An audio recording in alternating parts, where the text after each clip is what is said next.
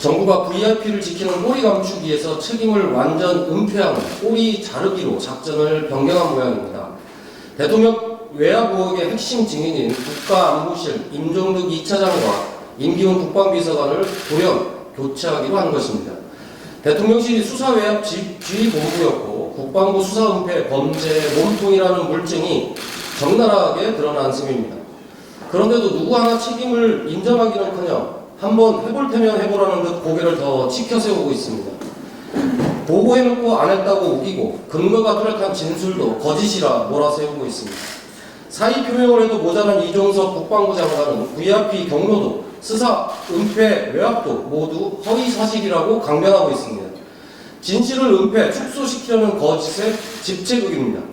윤석열 대통령에게 묻겠습니다. 그럼 도대체 VIP는 누구입니까? 박정훈 전 수사단장의 진술은 다 허위사실이라며 총대면 이종석 장관이 VIP입니까?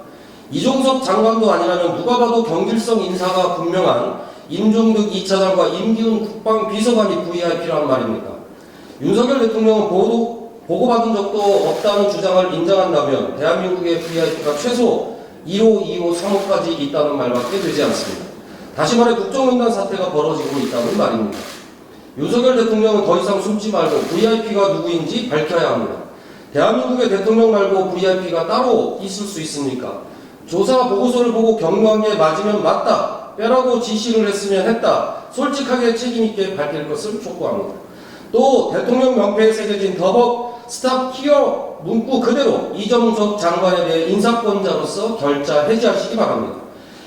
윤석열 대통령이 꼬리 자르기로 작전 변경한다고 한들 진실을 영원히 은폐할 방법은 없습니다. 정의당은 국정조사 요구서 제출을 포함해 국정조사권 발동을 위한 준비에 들어가겠습니다.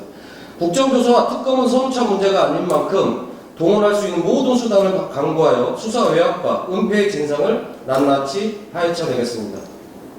교육부가 공교육 멈춤의 날 집회 참가 교사들에 대한 징계 방침을 전격 철회했습니다. 당연한 결정이고 다행입니다.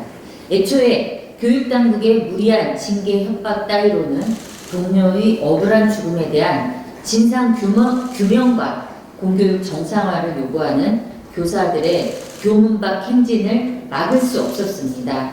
어제 국회 앞에서는 94초간의 침묵이 흘렀습니다. 9월 4일 공교육 멈춤의 날, 더 이상의 희생을 멈추겠다는 다짐의 시간이었습니다. 진상규명과 공교육 정상화를 요구하는 전국 교사들의 우렁찬 침묵이었습니다. 정치의 책임을 다하지 못한 정부와 국회를 향한 분노가 고스란히 베인 소리 없는 함성이었습니다. 나흘 새 세 분의 교사가 안타깝게 세상을 떠났습니다. 참담합니다.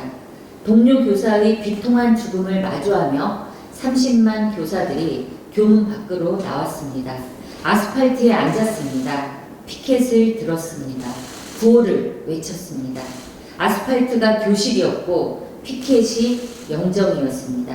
잊지 않겠습니다. 지키겠습니다. 바꾸겠습니다. 세 마디 구호는 살려달라는 절규였습니다. 교사들의 요구는 단호하고 분명합니다. 더 이상 억울한 죽음이 없도록 철저한 진상규명과 법 제도를 바꿔달라는 것, 학생과 교사 모두의 인권이 보장되는 안전한 교실을 만들어달라는 것입니다. 윤석열 대통령도 교사들의 외침을 깊이 새겨 교권 확립과 교육 현장을 정상화하라고 직접 밝힌 만큼 교사들을 위로하고 교사 인권과 노동권 보장, 공교육 정상화를 위한 법 제도 개선 등 대책 마련에 책임있게 나설 것을 촉구합니다. 고 서희초 선생님의 49제는 끝이 아니라 시작입니다. 이제 교문 밖을 나온 교사들의 절박한 외침에 정부와 국회가 응답해야 할 시간입니다. 오늘 공교육의 멈춤이 더 나은 공교육의 시작이 될 수 있도록 저와 정의당도 각고의 노력을 다하겠습니다. 다시 한번 삼가 고인의 명복을 빕니다. 어제 서희초 순직 선생님의 49제를 맞아 공교육 멈춤의 날이 선포됐습니다. 동료의 죽음보다 무서운 징계는 없다는 오만 선생님들의 교육부의 불법몰이 교육과 징계 겁박을 불사하고 어린 연가투쟁이었습니다. 죽지 않고 가르치고 싶다는 상식적인 요구가 기다리고 있는 것은 이제 정치의 조속한 응답뿐입니다. 그러나 진상규명이 추모라는 선생님들의 외침에 추모가 곧 징계사유라는 이주호 교육부 장관의 겁박은 철회되지 않고 있습니다. 교육부는 교육 현장의 부당한 압력에서 교사를 보호해야 할 책무가 있습니다. 교사들과 소통하면서 대책을 강구해야 할 책임 부서가 오히려 징계권자 행세부터 하려고 한다면 또 다른 불행을 잉태하는 것일 뿐입니다. 어제 윤석열 대통령은 교사들의 외친 목소리를 귀담아 듣겠다고 말했습니다. 그 발언이 진심이라면 당장 징계 파동을 일으킨 이주호 교육부 장관을 엄중문책하고 즉각 징계를 철회하도록 지시하기 바랍니다. 또한 이주호 교육부 장관은 선생님들과 국민들께 진심 어린 사죄를 표명하기 바랍니다. 더 이상 교육권 침해가 교사 개인의 비극으로 이어져서는 안 됩니다.